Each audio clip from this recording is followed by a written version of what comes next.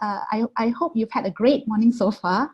Okay, I would like to warmly welcome you to Aventis and also to today's introduction on color-brain communication webinar. Okay, my name is Selina Gunn. I'm actually the trainer for this module. I think I'll start by telling you briefly about myself. So in terms of background, actually I was a legal consultant for in a few countries for most part of my career. But then about 8 years ago, I decided to make a switch and into full-time training, and really I absolutely love it. I wish I'd done this earlier. Anyway, I've been a certified colored brain trainer since then. Has anybody heard of colored brain communication before? Anyone at all? I'm just looking through your screen. I don't see any reaction here, so I am assuming perhaps not. Well, actually, this is something that's used cross-culturally by many companies, many MNCs as well, in many parts of the world. I usually conduct a lot of these classes at Dell Computers, also Intel. I've also personally run this a few times with several of the divisions at the Prime Minister's office here in Singapore. Initially, I learned this from the founder himself, Arthur Kamasi. Arthur is from the US, but now he's settled in Bali. Okay, so subsequently, I then worked with him quite a bit in the region, in this Southeast Asian region, as well as in the Middle East.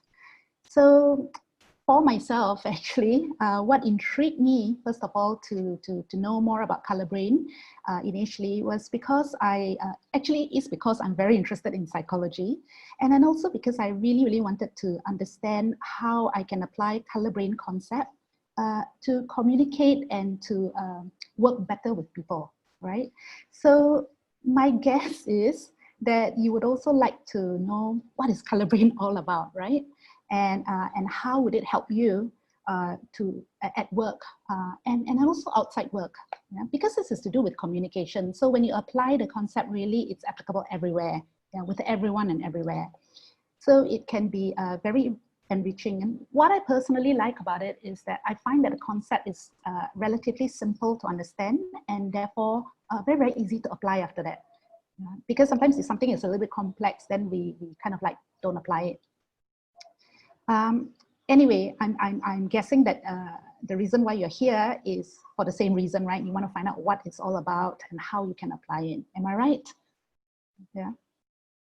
So by the way, anytime throughout this 1 hour session, you can, please do mute yourself as I see you all are.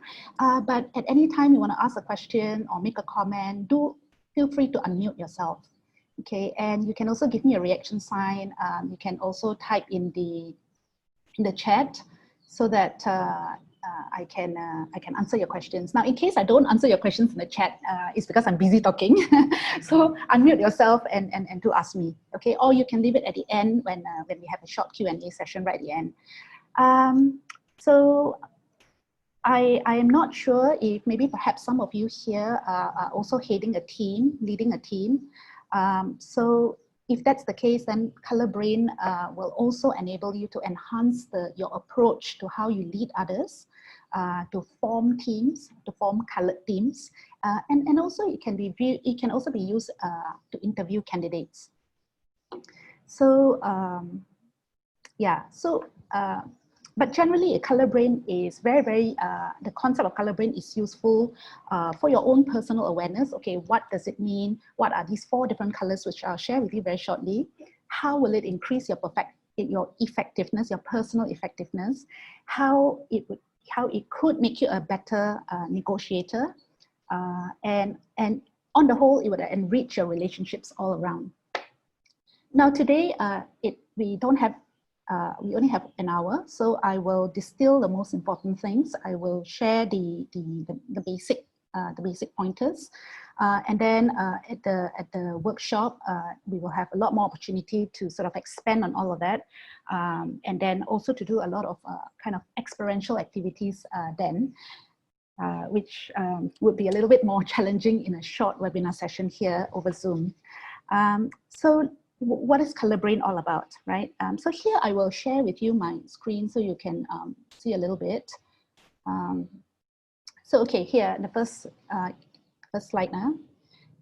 So have you ever explained something, you think you've explained it like so clearly to someone, yeah? And yet they still don't get it. Okay, has that happened to you? Or vice versa, maybe somebody has said something to you. After a lot of explanation, you still have no idea what they're talking about. Yeah, so why does this happen? So there is a probable reason for this, and this is probably because they have a different colored brain. Yeah.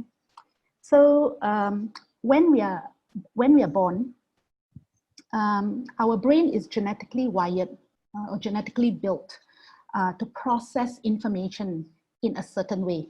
Yeah. So I'll show you the next slide. The founder of Color Brain Communication, the founder of Color Brain Communication is this gentleman here, Arthur Kamasi. He's from the US. He identified four different ways which he calls the four different brain colors, yeah, which is actually the color red, purple, blue, and green. Yeah. By the way, this color brain communication is also accredited and validated by the American Institute of Business Psychology. Okay, so here are the colors: red, green, blue, and purple. Now, this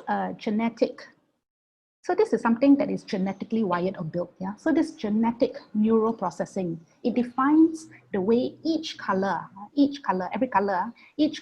brain experiences the environment and takes in and interprets the information that they hear. So generally, let's say if your brain is wired in let's say if your brain is built to process information in a red way, in a red brain manner, you will go through life wearing your red colored lenses, and you look through everything. You will act, you will react, you will analyze, you will problem solve in a red brain manner. Yeah. So if you let's say, for example, next slide now, if you meet another red brain, okay, you kind of understand each other because you're on the same frequency. You have the same way of doing, you have the same preference of actually processing information, acting, reacting, analyzing, problem solving, that kind of thing. Yeah. As you can see, these red brains they're called linear processes. They have a linear process. So I'll explain this in a little while. So you are on the same frequency. But you know what happens is, of course, when in a day-to-day life, everywhere we go, we're going to meet three other colors as well, right? So naturally, like let's say a red brain will meet also a purple brain, a blue brain, a green brain. And so this is where, when we meet other colors, there is you can imagine, right, that there is a potential misunderstanding there. Yeah, because they then each color process information in a different way. In other words, they have their own action sequence before they make a decision or before they move into action. There is a different action sequence. So you know what it is. We like people who are like ourselves, right? So if we meet another person who has the same color brain as ourselves, okay, fine. But then when we meet another one, then that's different from our color, that's when potential issues, misunderstandings, misconceptions, and even conflicts might arise.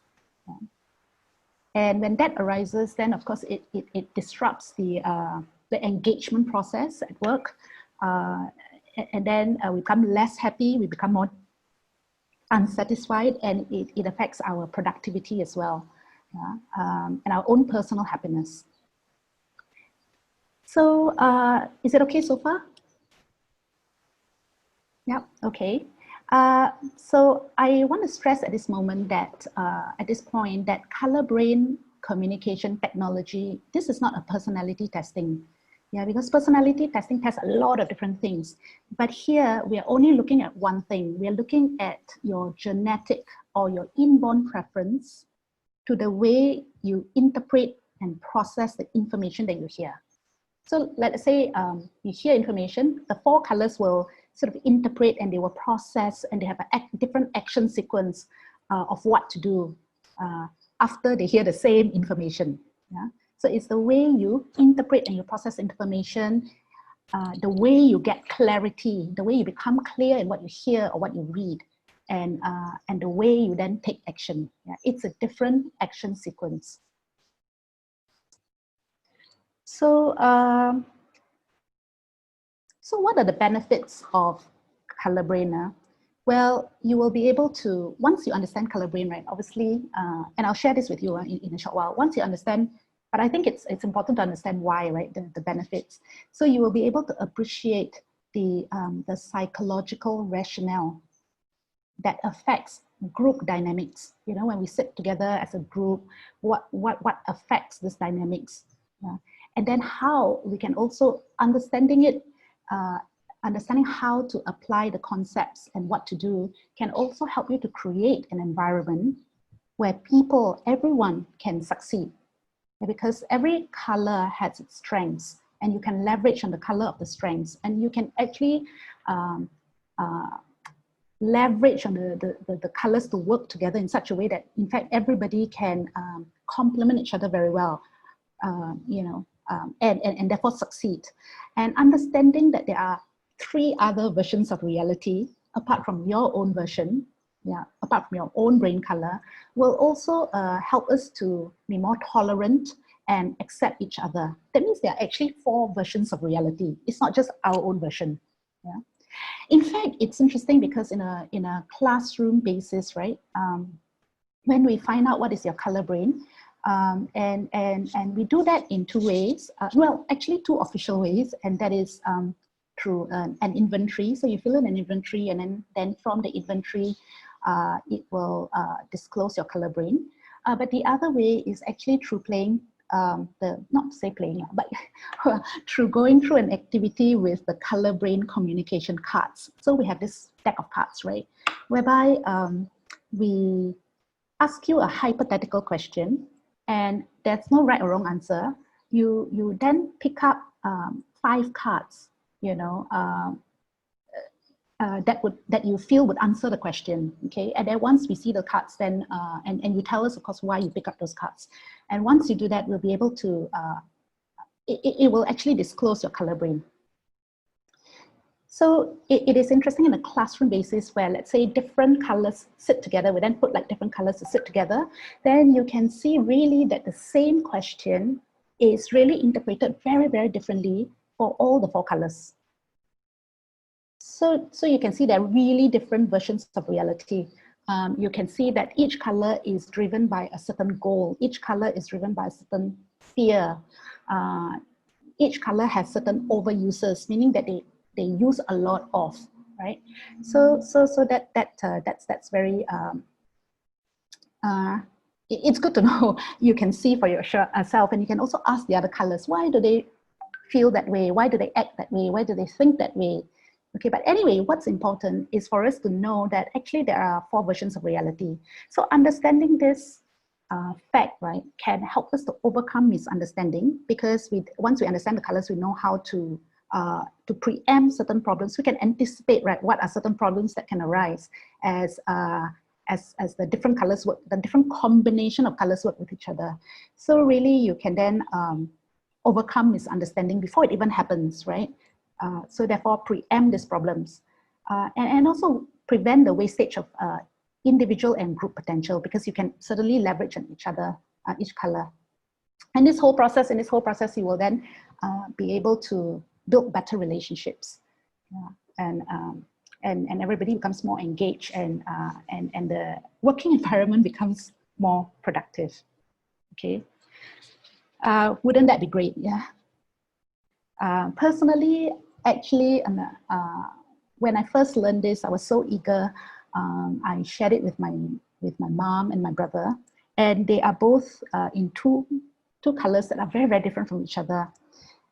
And really, after they got to know about this, it totally changed their relationship with each other, because they know better what to expect. They know they know better how to kind of communicate with each other more effectively. Yeah.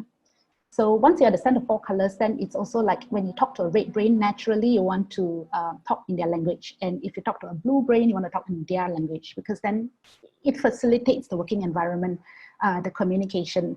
And every time it becomes easier also. You know, you can, if you are going to get their buy-in on something, it also becomes easier because they feel that you are, you know, you're on the same page kind of thing, because you are speaking their language. So a little bit about, a little bit of intro here about, imagine that, imagine two computers, yeah? Imagine a Mac and a PC. Now, you know that Mac was originally designed to run Adobe Photoshop, yeah? And PC, on the other hand, was designed to run the Microsoft Excel spreadsheets. But, you know, over time, the Mac can run the Microsoft Excel and PC can run Adobe Photoshop. So in other words, both applications can be run on both Mac and PC. However, since Mac was originally designed to run the Adobe Photoshop, it can do a better job. It can also run faster than a PC. Same thing for the PC. PC can run faster on the Excel, can run the Excel better than the Mac. So what does this mean? This means that nature, what they were naturally designed to do, will always trump over nurture. Yeah? They can run each other's applications, no problems, but they will always do better in their own application. So we're talking about nature will always be easier, that if you do what is yours naturally, it will always be easier than something that you've nurtured, even though you have spent a long time nurturing something. So similarly, our brain works in the same way. If we are generally built, for example, to process information in, let's say, in a purple way, okay, and we are forced or we're nurtured, say at work. Yeah, at work we often nurture, right? Our brain needs to be flexible and nurtures the things that are necessary for us to work better in that job. So let's say if we are forced to, through work, to follow systems and processes that are designed for a different brain process, then we're still able to do it, right? Because practice makes perfect. We're still able to do it. However, we will be less efficient and less fulfilled as compared to what we are naturally better suited towards. Actually, you'll find also, after a fuller session, you will also find that certain color brains are better at certain jobs. Yeah. So sometimes you feel, yeah, I love the job that I'm doing. It's probably also because it resonates with your color brain. Yeah. So anyhow, if I move on to the next slide here, and I ask you in general, when you're making a decision, which quadrant do you see yourself in general, right? You'll find that if you had to choose one quadrant, which would you be? Yeah. Are you the sort of person who will need information before you data, right? Data, logical data, which you will analyze, but you won't spend very long. You will just like analyze the main things that are necessary, and you don't want to waste time and go straight to the decision. Yeah. Are you in quadrant 1, for example? Yeah. Or are you, same thing, you need data here, but you will analyze and you will check everything. You know, you probably ask a lot of questions, either to yourself or you do a lot of research and check everything before you actually make a decision. So, let's say at work, before making a decision, you're working with a team, you want to get to know the team first, you talk to the team, you want to get to know what, you know, or do you sort of, before making a decision, you want to know, okay, what kind of ideas are there? Is it fun? Is it possible? Is it workable? You engage the team to kind of brainstorm, kind of almost like, could even like be tossing ideas, you know, to and fro in order to make a better decision. Yeah. So you can sort of, this gives you a sort of a quick gauge, but of course the inventory and the color cards would be a lot more accurate, yeah, because there they will ask you a lot more questions. And the cards are very interesting because there's no right or wrong, but when you pick the cards and say why you pick the cards, we are looking for a number of different things. What you do with the cards, what you say about the cards, your sequencing, all that. We're looking at all of that, and then that will disclose your color brain. But looking at this, just before we go into the color brain itself, if you had to choose one, what would it be, right? So the first two categories, the ones in dark blue here, you would need some information.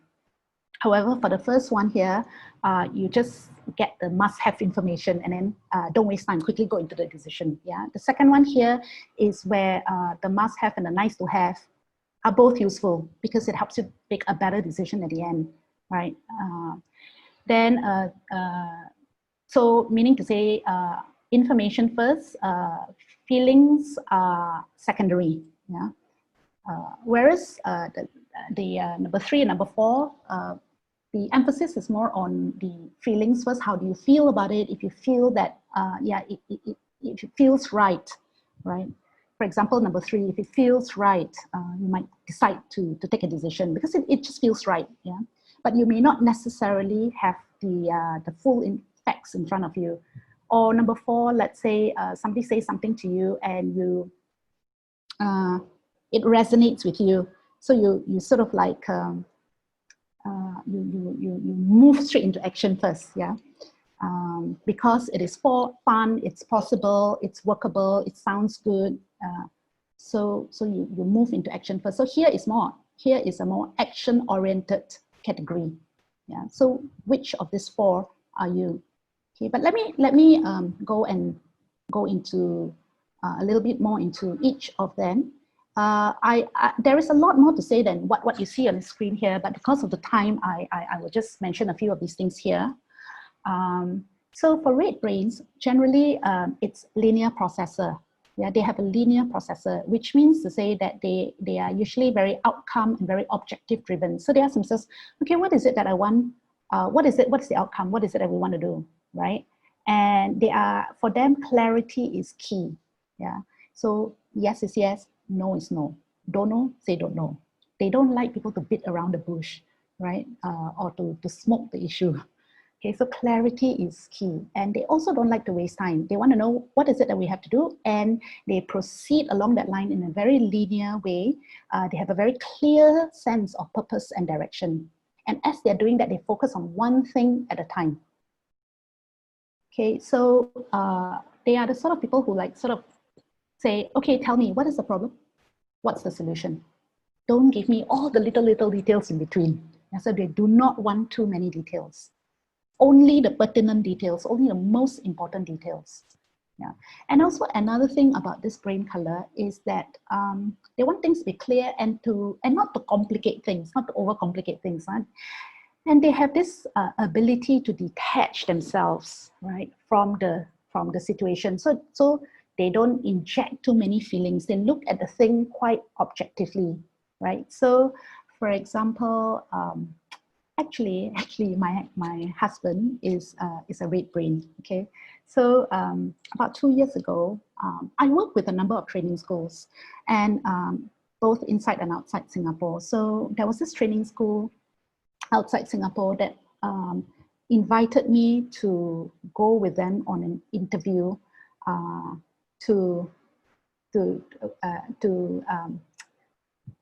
to see a client, right? So what happened was the training school had already sent a proposal and my CV. So for some reason, and actually I don't know why until today, for some reason, they sent 2 CVs, but the client only wanted to see me. And even though the proposal was prepared by the other trainer, the client only wanted to see me. So when I looked at the proposal, I realized that it was something that I was not 100% comfortable with. It wasn't prepared by me, and I wasn't 100% comfortable with all the contents in there. So I told the school, I said, thanks very much for the invitation, but perhaps invite another trainer to go along with this interview because I don't feel that I can do a good job here. And then the school said, well, we'll support you in any way that we can, because if you don't come along with us, we will lose this project. So then I spoke to my husband about it. I told him about it, and my husband is red brain, right? So he's able to detach himself, or rather red brains are able to detach themselves from the feeling portion of it. So he simply asked me, do you want to do it? And I said, no, I don't actually. So he said, then don't do it. He really didn't understand what I was so concerned about. It's a question of, because I wasn't forced to do it, you see. I'm not employed under this company. I'm an associate trainer. So do you want to do it? No, then don't do it. And then I said, well, but the thing is that they said that if I don't do it, they will lose the contract. He said to me, is that your problem? Yeah. And I said, well, no, not my problem. Then he said, then don't do it. He still couldn't understand what I was going on about. Then I said, well, but the thing is, they do give me a lot of work and it pays very, very well, right? So then he said, well, in that case, it sounds like you have decided that you are going to do it. So don't complain. So it's very clear cut. Want to do it, do it. Don't want to do it, don't do it. It's not your problem, so don't need to think so much around it, right? And if you do decide that you want to do it, then do it. Do not complain, right? So task first, feelings are kind of secondary. Yeah. Actually, there are a lot more examples. Yeah, a lot more examples. But I will stop here for that example. But okay, so you can see I'm not a red brain, right? But the thing is that when I put myself in his position, or when I put myself in a red brain position, I say, well, okay, that's a way of looking at it. Yeah, it may not be my way, but I can understand now why red brains or another brain color might feel that way. Yeah. Sometimes if you inject too many feelings into things, it complicates things a little bit, right? So red brains like to keep things simple, fast, you know. So because of that, they tend to also be more decisive, right? But not all colors are like that. And hence, there are many differences, and hence, this is where you can start to see a little bit of potential friction, let's say, with other colors who think differently from this. Yeah. So, okay, so I move on from red brain. What I want to also say about red brain is that for them, before they make a decision or before they take an action, they need to see information, right? And this information, they will analyze it for logic. It must be logical. If it is not logical, they won't move into action. It must have some sort of a logic, right? But they are quite fast at doing it. Okay, now purple brain is the same. They want information, they want data, but for the purple brains, information is really king, right? So it's called relational processing here because they relate. Yeah, we're not talking about human relations here, but I'm talking about relating everything. Yeah, everything. They will relate everything. So there's no gap. There's no gap at all. They consider all possibilities, right? They need details and they need concrete facts. The more information, the better. Yeah. So all the nice to have and all the must have as well as all the nice to have, so that they can take a look at the whole body of information, analyze it, and then feel more secure and feel more confident when they carry out a task or before they make a decision. So this meticulous attention to detail.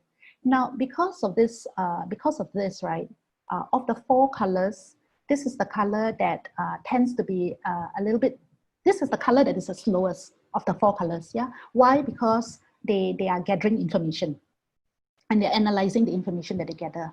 Yeah, making sure that there are no gaps, and for every gap they will ask you a lot of questions, that kind of thing. So for other colors, working with purple, sometimes they might misunderstand the purple and they may feel that, hey, how come not responsive, taking such a long time, don't know whether interested or not sure whether, you know, kind of like left a little bit uncertain as to, you know, are they interested or are they just lazy, right? But actually quite the contrary, because purple is quite hardworking. Yeah, they are gathering data to get to give to have a better understanding of everything, so that they can give the best, right? So in fact, if you want any information, go to your purple friends. or purple colleagues, because the chances are they will have all, they are the category that has the most information. Yeah. And if they don't have the information, they'll find out. Which also means that when you work with purple brains, be careful what you put in the fine print, because everything will be red. Yeah. So that's purple. Now you can start to see how purple and red can, there are many things that can cause a friction between purple and red. Okay, then we have got these two other categories now, which are more sort of feelings related. So for blue brains, these are intuitive processes. That means that they use a lot of their intuition. They're highly intuitive. They're very sensitive to other people's feelings, very sensitive.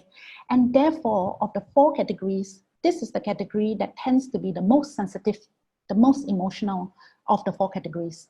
Yeah. So they are more likely to take things to heart and to consider feelings when they make decisions. Sometimes they will also say, it feels right. Yeah, it feels right to do this. Yeah.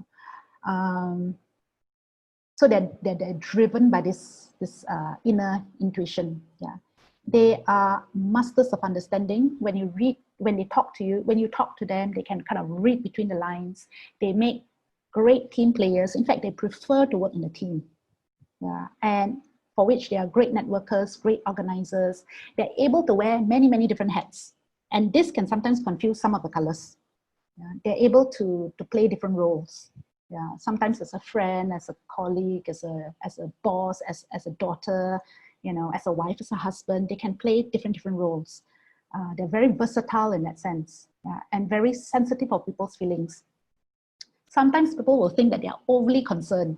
Yeah, and there's this mixture of work and personal, that there's a blurring, or that there's a blur demarcation between work and personal, because they're always analyzing feelings, right? So while purple analyzes data, yeah, they're always analyzing data, blue over-analyzes, or some colors might feel that blue over-analyzes feelings.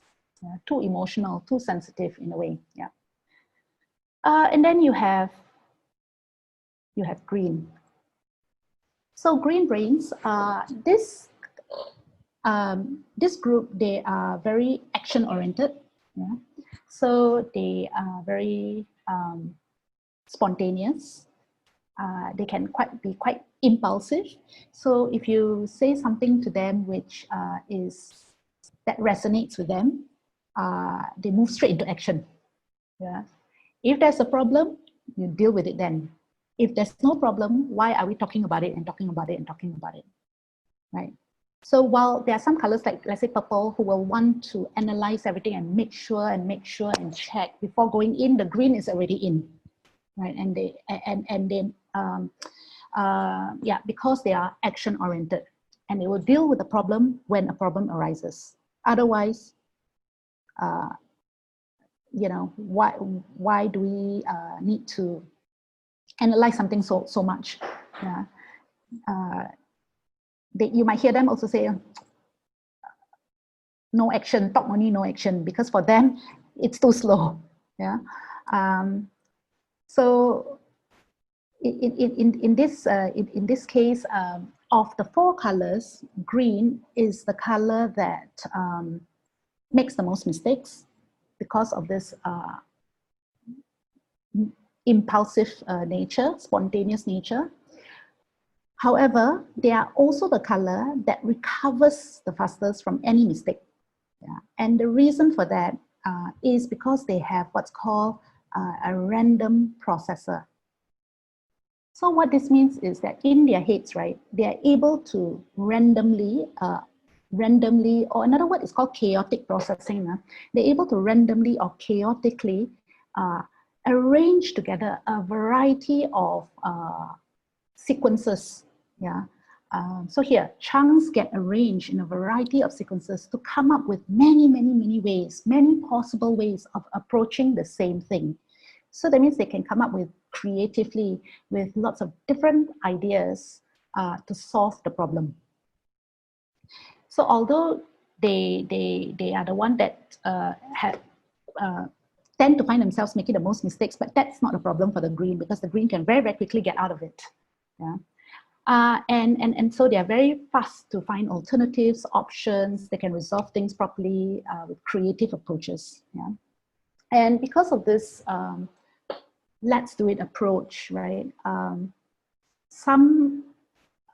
They need to interact. Yeah. In alignment with the action sequence, they also like to toss ideas and interact. You interact, interact, you interact, I interact. And once we toss the ideas to and fro, then we'll get a better idea of how to approach what is the next step. Yeah. So it's always some sort of action sequence to come to the, with this tossing around and all that, it solidifies the decision. Yeah. So you can see that it's constantly and potentially in movement. So that's also good because they are always trying to come up with a better solution. But some colors, particularly red, who is very linear, might find that green is, might think that green is too fickle-minded, right? Because red is, they say, okay, what do we want? And let's approach there. Let's not digress, right? But for green, digression can be a part of how green works as well, because they are digressing to a different thought already, because that thought allows them to make a better decision in the end. Yeah.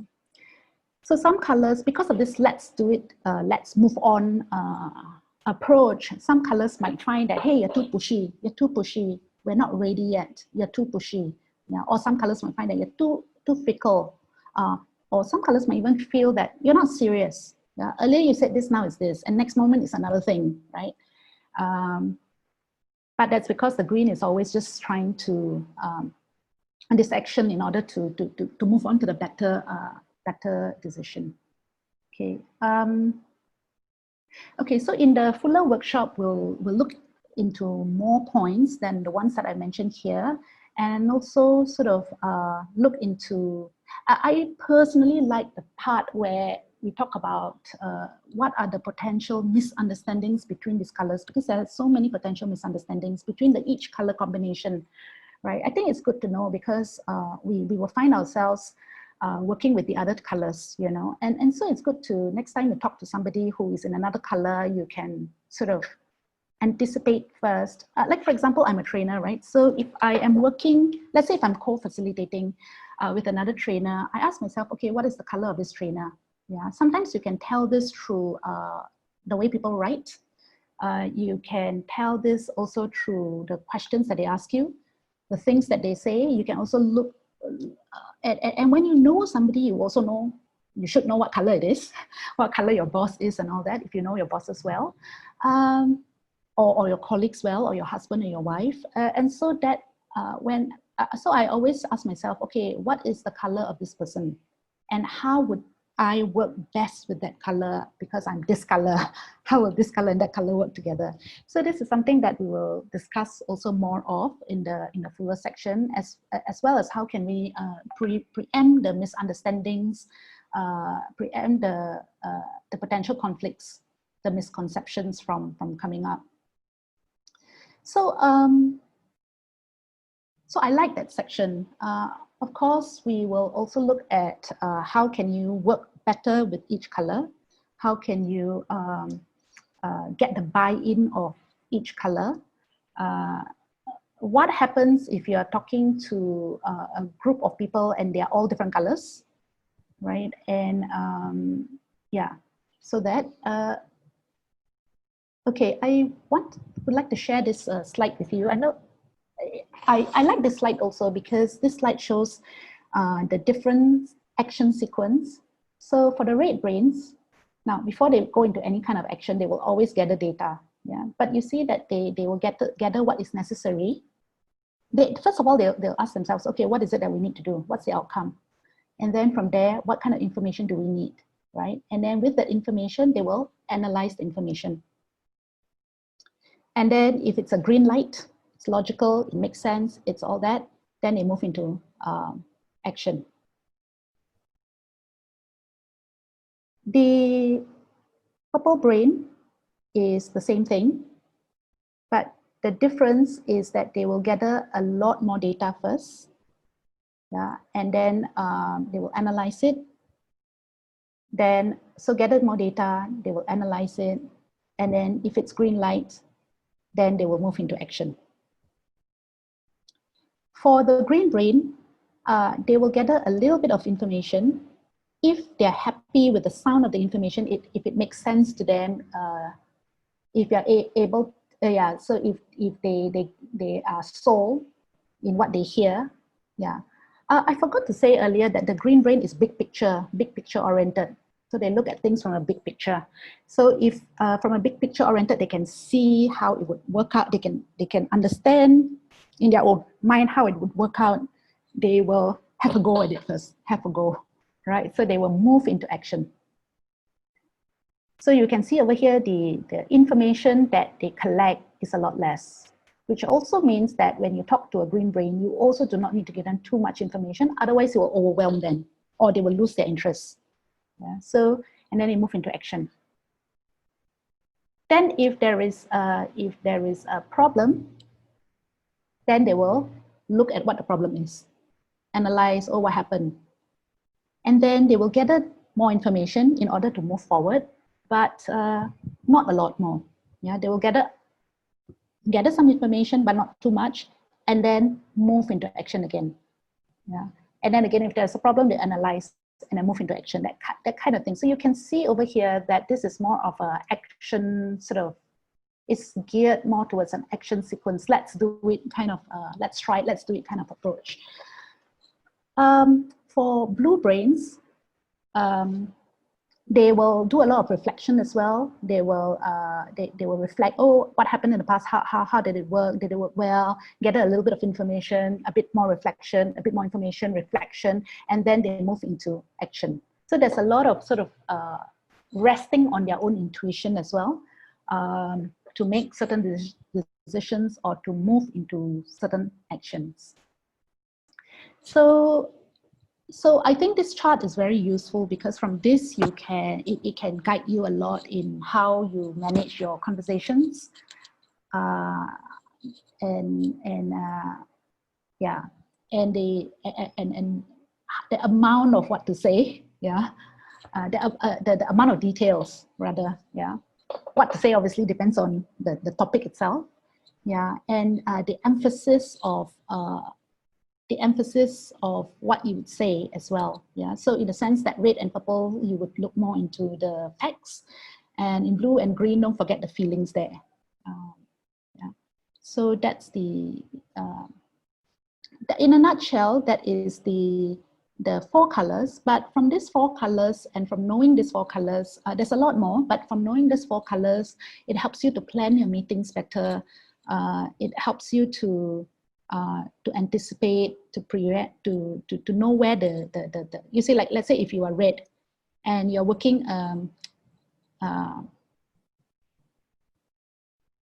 oh, I think a good example of this, you are purple and you work with green, right? So what you want, you may have the same objective, but the way you approach that objective, the process is going to be very, very different. And because of that, a lot of misunderstandings will come up, which if you know color brain and you put yourself, if you wear different colored lenses, so don't just wear your own colored lens, wear different colored lenses, wear the colored lens of the person that you're going to be talking to, and then you will get a better idea about what that person is expecting from you.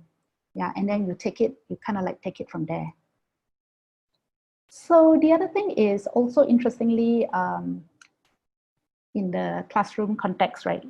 When we, for a part of it, we will kind of group the people of the same color in a same table for an activity. So let's say if you were to take a flip chart and you were to draw a t-shirt, draw an empty t-shirt on a flip chart. It's interesting because all the red brains will draw their t-shirt in a particular way. The blues will draw in a particular way, such that let's say, even if I didn't know which color drew what, just looking at the t-shirt, that will be evident. Yeah, so this is really, really, again, to emphasize that really there are so many different different versions. There's diversity in terms of thought processes and in terms of what is in our head and therefore what we put out onto the paper. In fact, the way, if you're writing notes and all that, the way the 4 colors, if you have to put all the 4 colors on a wall, if you have to put information written by the 4 colors on a wall, most of the time you can also see which color wrote that. Yeah, so now I'm not talking about drawing, I'm talking about writing, yeah, information-wise. You can also see which color wrote that. Because again, there will be differences. Also, the choice of words will be very, very different. So there are leaders in every color. So we'll discuss that as well. Leaders in every color. People might think that, oh, all leaders are red. No, but we have actually leaders in every color. You probably know Richard Branson, right, from the CEO of Virgin Airlines, right? So you can see from his writings, from his quotations, from his what you call his life, you know, that he is green. Yeah, he's green. So anyway, there are leaders in every color, and every color, we also talk about what are the strengths of every color, because every color has specific strengths, which if you know what the specific strengths are, then you can actually leverage, because for a particular thing, okay, give it to red. For a particular thing, give it to blue, to green, to purple. Yeah, some are they think on a longer term. Some think on a shorter term. Some are very good at stimulating group discussions, like really on a with kind of like very enthusiastically, yeah, motivating the group. Yeah, and some people are very good at getting all the information together so that everything is there. Yeah. So personally, for me, I apply this a lot. I find it so useful. It's been kind of the best thing I've studied so far, and I've shared it so much with everybody, because I really, really do think that it's really enriched my life a lot. Even when I think about, let's say if I do co-facilitation again, and or maybe not so much co-facilitation, but let's say if I'm doing, example, a group that, let's say, is, I don't know, a lot of people, let's say like 80 people or something like that, or yeah, and I need assistance with, let's say, logistics, right? Especially because we do so many activities. So with activities, with such a big group, we need help, right? So with this, naturally, I will need help, and I will look for the right color to help me to do the right thing. Because different colors, depending on what kind of help I need on the day itself, different colors are better at that. So if I have a choice, I will go to my trainer friends who are of a particular color to help me with a particular task, because they will because if it's natural, like, you know, just not a PC and a Mac example, if it's natural, then they will just be able to do it faster and better. Yeah, and they will be happier doing it as well. So why not just leverage on those people who are naturally better at that task? Yeah. I also conduct university programs whereby, and you probably know this actually, I don't even need to mention it, right? When we leverage on the strengths of the group, the work is takes it onto a different level, and everything becomes so much faster.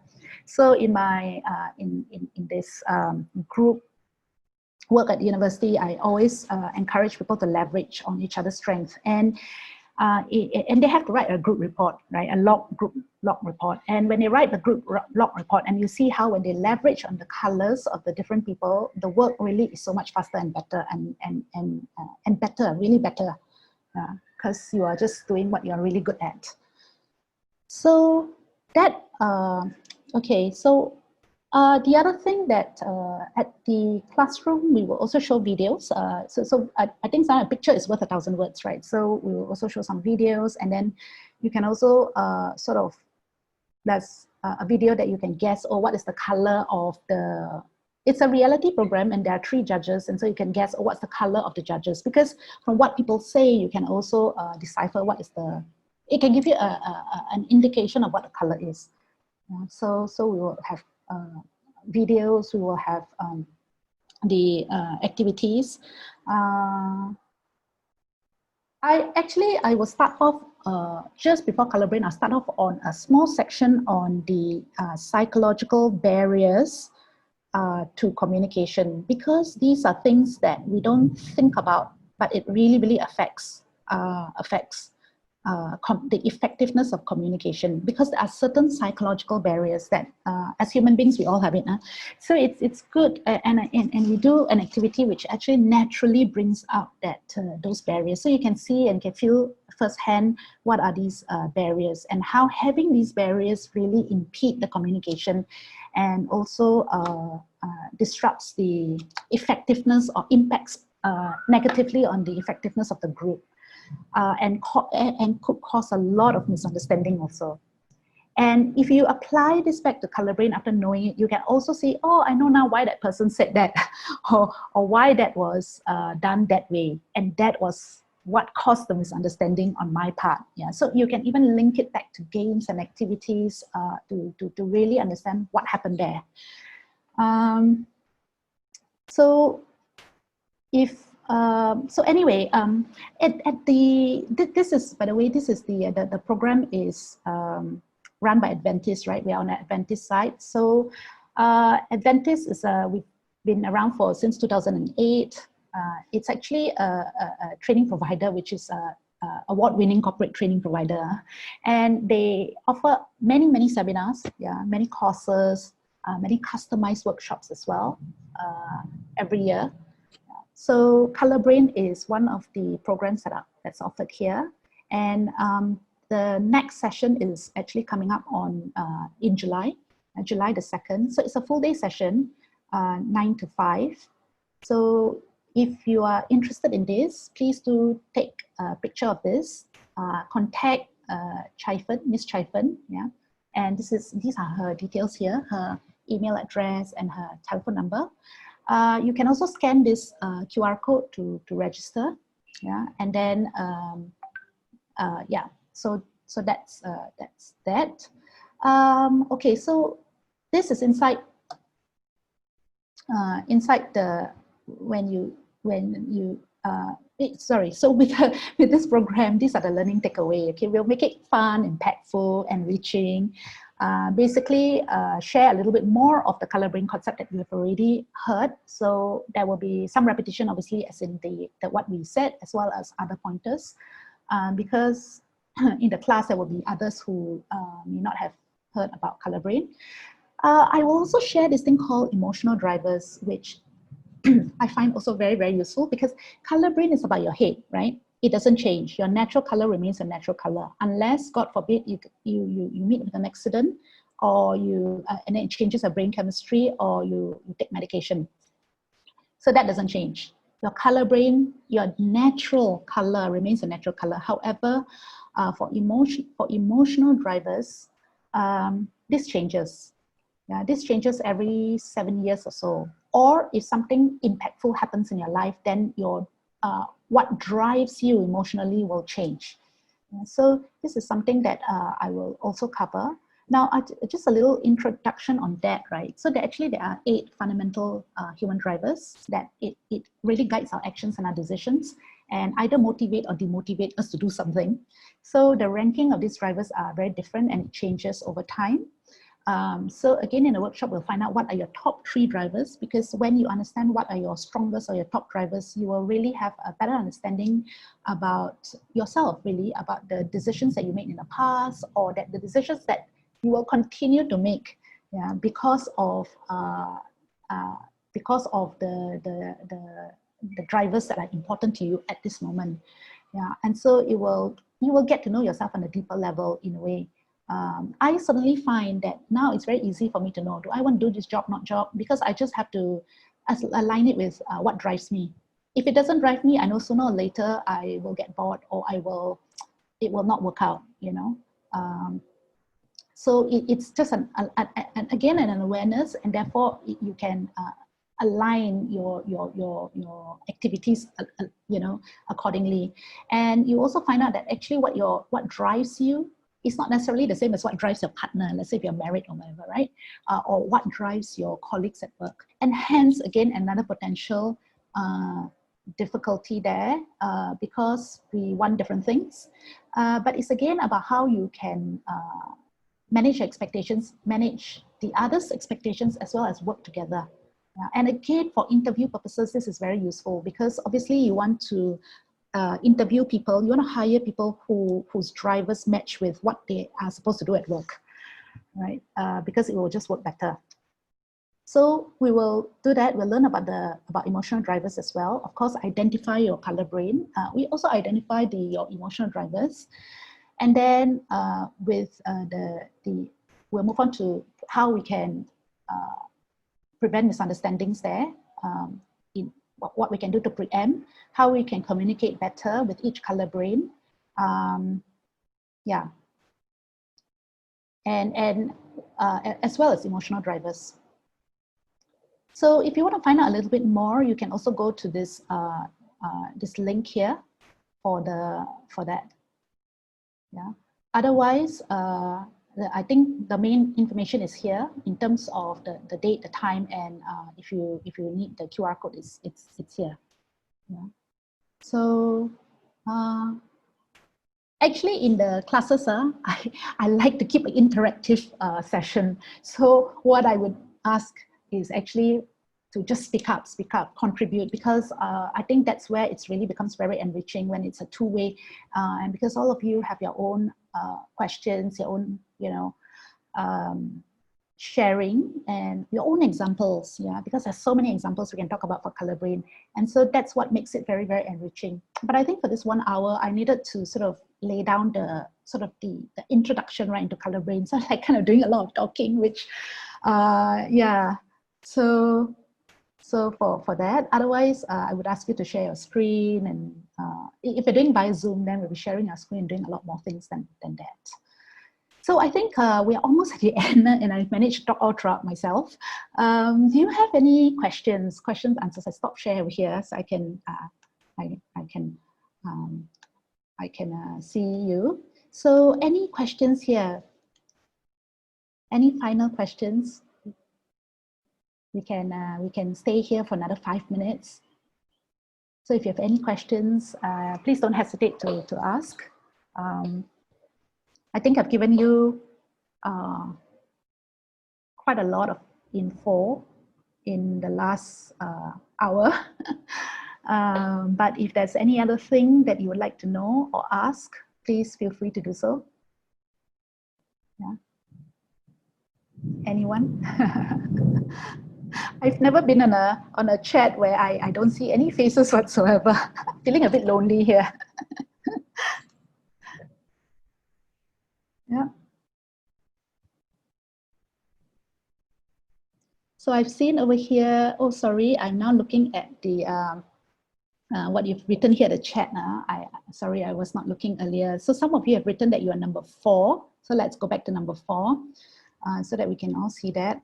Earlier I asked the question, right, which category you are. So number 4 is consider fun and possible, consider fun and possible ideas to brainstorm for a better decision, okay? Actually, there's no right or wrong. It's just a different way of looking at things, right? And then some of you say that you're number 2. So number 2 is, number 2 is actually where consider you check everything first, okay? So you can see even from here, you've got number 4, you've got number 2. Anyone for number 1 here? Okay, no one wrote anything for number 1 or number 3, okay. Okay, so Alex wrote, depending on which role. Okay, so actually it is, when we do it,